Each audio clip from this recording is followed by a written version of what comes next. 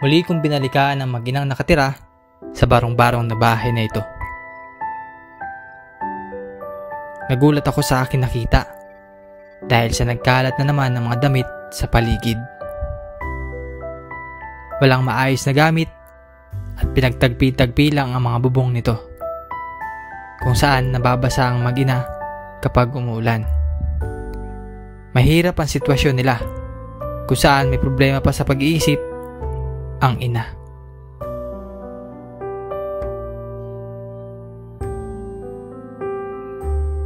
Ngunit ganun man ang sitwasyon niya, ni minsan ay hindi niya pinabayaan ang kanyang anak. Sa aking pagbabalik sa kanila, ay ating itutuloy ang pabahay na gagawin para sa kanila. Nang sa ganun ay may lagay sa maayos ang kanyang anak. Kaya labis po ako nagpapasalamat sa ating sponsor na si Ma'am Betty.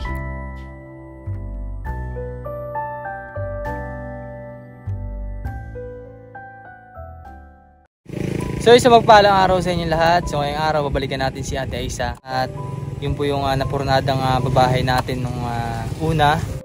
So ngayong araw pupuntahan natin siya para mabisita at makamusta. At para ituloy na rin po yung kanyang napurnadang pabahay. At yun nga po, napakita ko na rin po kay Tate Rene yung gagawa po ng bahay. Nang sa ganun po ay may estimate po kung ilan po yung magagamit na ating materyales. At salamat po kay Ma'am Betty na nariyan po para sumuporta sa ating mga misyon dito sa Oriental Mindoro. So tara po, puntahan po natin si Ate Aiza.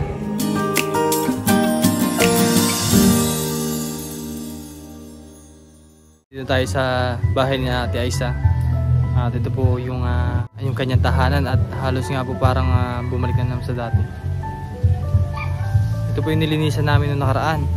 At makalipas po ng ilang buwan ay parang nagsisimula na naman po mag-ipon siya ng gamit. So ang mahalaga lang naman ngayon talaga ay mailagay natin sa maayos yung bata kasi parang mag 1 year pa lang ata yung bata na anak niya. Kita ko po sa inyo yung kanyang tahanan.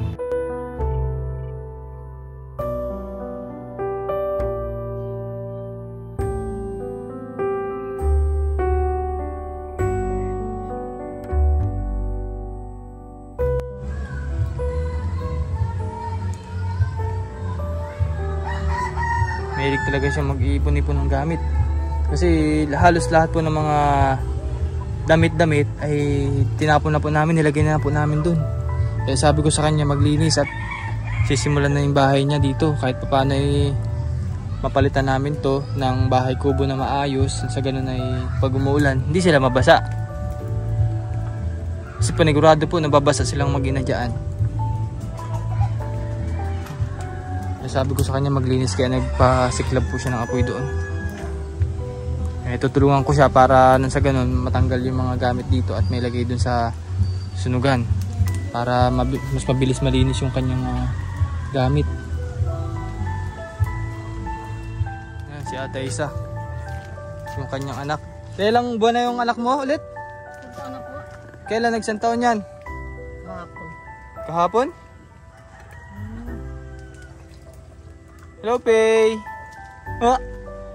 Basta ikaw? Kasi nung nakaraang, ay, marunong namang ilala. Nakaraang punta ko dito, 8 months lamang siya. Naman. Marunong na siya mangilala, no? Naiyak na siya ay. Naiyak na eh, marunong na. Saan ikaw galing kanina? Pei? Rikudo po, sa Rikudo. Ganda-ganda naman eh, ganda-ganda. Kasain lang kuya. Sige, sain ka muna. Alin baga dito pwedeng itapon din ni ate at ilagay dun sa sunugan para mas malinis po? Dinalaan po kuya ulit. Ito? Sige, tutulungan na lang kita, no? Para bukas ay kukunti na lang ang gamit na maayos. Ano palang ulam mo? At ba't ko tanggalin pa ito? Ha? Hindi ko matanggal hot, baka malaglagan kami ng nyog. Hindi muna natin natanggalin yan kasi wala kayong atulugan. Kaya nga, ay hindi ho, kahit na hindi ko po matatanggal at go ng pag natagtag na yung nyog. Bakit? Ay baka humalaglagan kami kasi accounting na yung pinakang ano niya. Alin? Ayan o, pinakang ulo niya, pinakang baba niya rin o. Ah, yun o, yun. Oo, ay baka lumakas po ang ano eh, malaglagan po kami. So anong gusto mo? Parang nandito lang yung bahay mo tapos ito hindi atanggalin? Ay, di atanggalin po, tayo lang ang gawa ng mga malaglagan kami. Hindi naman kayo malaglagan dyan. Tsaka kasi ano, dito man natin lalagay yung bahay mo oh. Sige po. Oo, dyan para maayos lang Basta natin. hindi muna ko atanggalin. Oh, hindi muna. Para nang sa ganun eh, ano, may matulugan kayo habang nagawa namin yung bahay mo. Na? Anong ulam mo pala? Yung iri po yun. Ano yun? Ay, yung corned beef? Magasahin ka pala ang? Sige, sahin ka muna at tapong muna natin yung mga gamit mo dito. Hindi na lang po uya oh.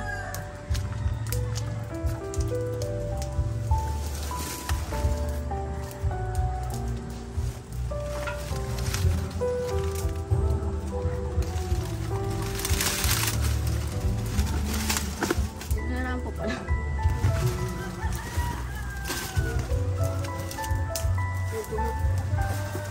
Hindi tapong eh.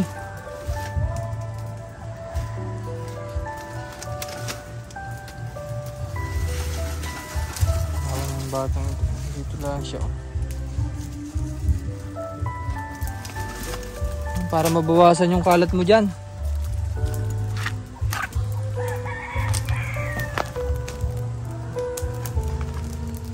Ayan, pasensya na kayo at kailangan nating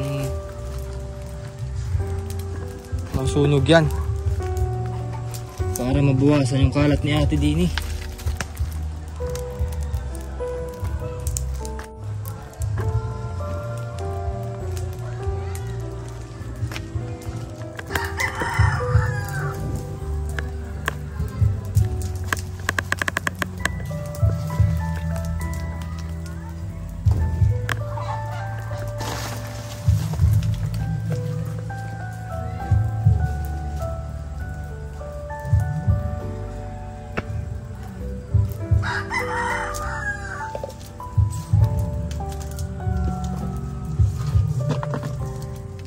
Paano sinining mo? Anong kinain niya kaninang tanghali? Ano po yan yung kanin na bili? Tig 10. Ah, nabili mo siya? Kuha ng ano, tapos ay taho. Saan siya nakakain? Dito po. Nauwi kay pagtanghali. Tapos gatas. Gawa po kami ng hindan. Gawa ng ano ay may asawa na siya. Ay, hindi na kami na. Hindi kami nahingi dyan sa kabila kasi. Pamilya kasi nila yan eh.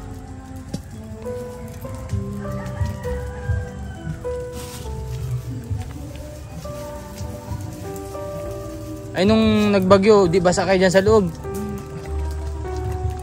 Oo, kailan lang mo. Tatlong araw lang po. Yung bahay ni Ate Aisa.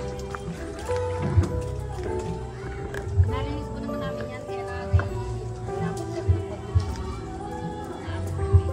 pagbubuhay. Kailangan mo talagang ayusin natin kasi malamok. Baka madinggi yung anak mo. Oo, pero hindi ko kami nagkulambo po kami. Yan nga, kalambo, hindi mo kami nagpaalis ng kulambo. Kaya ang mangyayari ay apagawan ka namin ng bahay kubo dyan para sa ganun ay sinining maayos ang kalagayan kahit papaano. Kasi kung ganito baka mamaya may ahas dyan, baka matuklaw yung anak mo.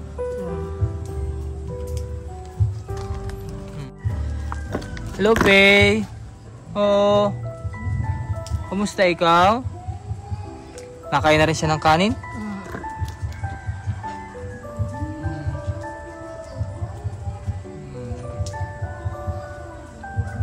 Marami lang pa akong words. Sige. Wala silang maayos na gamit dito. So halos po yung nakikita nyo ay puro damit. Ayan. Kaya ang ginawa ni Ate siniklaban nila doon. Para mabawasan. Kasi sobrang dami pa talagang gamit na nandito sa bahay niya. At yung pinakang bubong niya ay tagpi-tagpi na rin lang.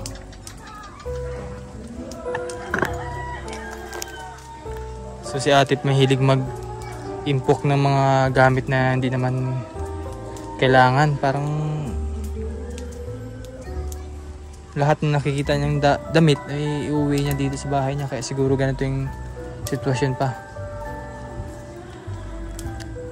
Pero yun nga, sana wag na lang po nating i-judge kung ano man po yung nakikita natin sa kanya. So ang mahalaga po ngayon ay may lagay natin sa maayos yung mag-ina. Kasi sa totoo lang po ay nakakawa po yung bata kung ganito po yung nakikita natin. Kahit po sa kunting tulong namin ay may lagay po sa maayos yung anak niya, no? Buksan ko lang po yung nilata. Sige po. Sigasuhin lang po ninyo yung kainin ninyo. Yan lang ang sininin nyo. Dilata ang ulam nila.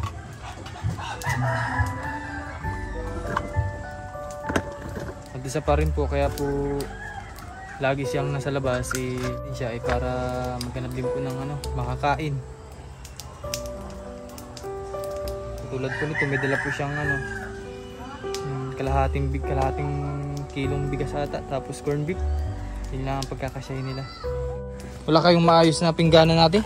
Wala po. Ang yung pinggan ko yung pagkain lang ako.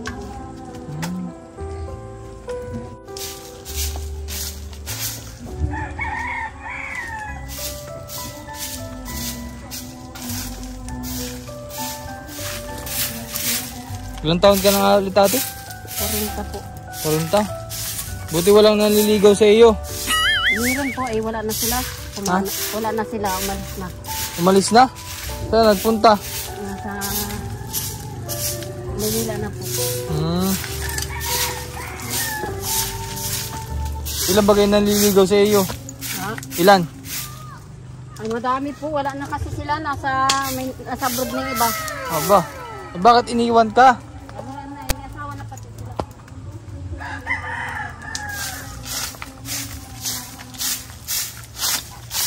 Hindi kayo naging kayo?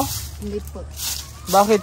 Ay, nag-asawa nga po sila na, nagpakasal na sila. Pakasal na? Ay, anong mensahe mo sa kanila ngayon? Wala po.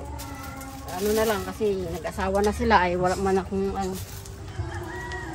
Wala ka na masabi sa kanila? wala na. Pero ilan ba yung mga naliligaw sa iyo? Ilang tao? Ano po, ay marami po, sa Manliligaw, marami. Sa taga riyan sa mga, Taga saan? taga Kalapan. Ba, layo nun? Nadayo pa dito? Hindi po, pag napasyal po ako ng Kalapan. Bakit ano nagawa mo sa Kalapan? Ano po, nung nanganak po ako, ay hindi pa ako nanganak, ay nagpunta po ako doon, di yun. Tapos nung nanganak na ako galing sa Kalapan. Kaya saan bagay yung tatay ng anak mo? Wala na po yung nasa Pangasinan na, ay wala, asawa na siya. Alam ba niya na may anak siya sa'yo? Hindi man po. Wala pong alam kasi alam niya bawg siya. Ang alam niya, bawg siya. Pero ikay nabuntis. So hindi ka pinanagutan. Hindi. Hindi man po. Pero alam mo pangalan nun. Nung nakabuntis sa iyo. Ay Montenegro po, ay wala na. Anong pangalan? Montenegro. Montenegro. Ang apelyido lang niya. Ang alam mo? Hindi. Hala. Matagal na po yun. Asawa ko yun nung taga Pangasinan. Isa lamang ang anak mo dun. Pero bukod din kay Pay, may iba ka pang anak. Oo, yun nga niya nasa Pangasinan. Ay, nadalaw ka. Kailan sila dumalaw din eh? Ay, hindi pa po pala. Nung nasa, nung nauwi sana dito, hindi na nakauwi. Ilan ang anak mo din sa Pangasinan? Ha? Ilan ang anak mo sa Pangasinan? Ano po? Isa. Isa? Isa lang. Ilang taon na? Ay, ano na po yun? 19. 19 na? anyos na. Lalaki? Anong pangalan? Ano, yung Alex. Alex ang pangalan niya. Ay, apelyido, sinunod sa iyo. Mhm. Anong pangalan, anong apelyido mo? Ano po, Linayaw. Linayaw. Ay, nag-text sa iyo o ano, nakamusta ka? Dati ho, mawi sana dito sana kami nagpakasal. Eh, hindi na napakasal at go ng... Hindi, anak mo. Oo, yun nga. Nagpakasal. Ay, magpakasal sana kami noon nung asawa ko. Tiga ron sa Pangasinan. Ah. Ibig sabihin, mawi sana. So, ibig sabihin, yung anak mo ay kasama ng tatay niya. Oo. Ay, may mensahe ka ba sa anak mo? Kay Alex? Oo. Ay, Anong mensahe mo? kamusta na? Kasi ano na yun, mag-20 anyos na. Kamusta na lang? Namimiss mo ba siya? Ha? Namimiss mo? Hmm. Kamustahin mo na lang sa Dini, kamustahin mo na lang. Ano sabi mo? Kamusta na kung ikaw'y nanonood, ay kamusta na lang at alagaan mo yung anak ko. Mahal mo pa rin? Hindi naman. Hindi mo na mahal? Pero namimiss mo? Ay, yung anak ko. Oy! Kala ko yung namimiss mo pa rin si ano? Yung anak Budi. ko lang. Saan ba kayo nagkakilala ni Budi? Sa Maynila na. Manila. Tapos naglibing kayo sa Pangasinan. Tapos nagkaanak kayo, si Alex. Oo. Wala nang ibang anak doon. Wala na. Isa laang. Tapos, ay ibig sabihin ito, dalawa. Si Pay. Padalawa. Kay Budi pa rin yan? Oo. Kay Budi? Ay, hindi na kami nag-ano nun. Eh pero ito kanino to? Wala nga ni. Sinong tatay niyan? Wala nga ni. Ah, na-disgrasya. Allah. Hindi mo kilala? Hindi. Siya. Kilala ko namatay na. Hindi man siya tiga rito kasi disgrasyada lang. Kasi matagal na, ilang taon na kasi kami hindi nagkakita. Buot nung nanganak na kami dyan, hindi na. Hindi na nagpakita sa'yo. Baka naman nandyan laan din sa tabi-tabi. Ha? Baka nandyan din laan sa tabi-tabi. Hindi ka wala lang man. napuntahan. Wala man akong kausap dito. Wala man akong napuntahan dito. Hindi, what I mean ay ano, baka nandito, taga dito laan din sa Pinamalayan, no? Ay, wala nga ni. Hindi natin alam mga babae na baka yung Wala nga. pinakang ama nito ay taga dito din laang. Ay, hindi man dito. Wala man akong nakasama dito. Nakausap natin si Ate Isa. Meron akong dala sa iyo. Grocery. Para ikaw ay hindi na maglakad-lakad, no? Kasi isa sa rason kung bakit naglalakad si Ate Isa ay naghahanap buhay. Kung saan siya mapadpad or makahanap ng mapapagkukunan ay doon siya napunta. Ito ate. Ate oh. Meron dito mga dilata. Tapos noodles, bigas. Saan mo ito alagay yung mga pagkain mo? Hindi sa loob. Sa loob na. O meron ka ng bigas. Hindi ka na mapunta sa labas para tulong, no? Ito naman yung siguro matagal hindi maubos sa iyo. Sige, yan.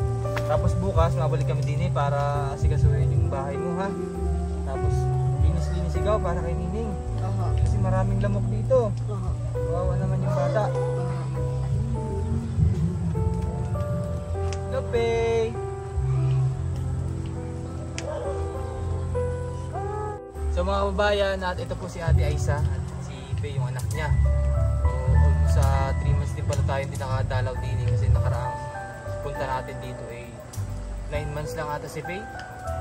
Napakabilis ng panahon. So bukas po o sa isang araw natin sisimulan yung kanyang bahay kubo. Sa ganun po ay ilipat natin sila sa maayos. At di po ganito yung kanyang bahay. Ito po. Okay, nanay, maraming salamat din sa iyo at pinatuloy mo kami din sa inyo. Ano? Mag-ingat ikaw dito at maglinis ano? Sige na. Salamat po. At shoutout pala kay Ma'am Betty at kay Ma'am Tati. At sa mga sponsors natin Anonymous, thank you very much po.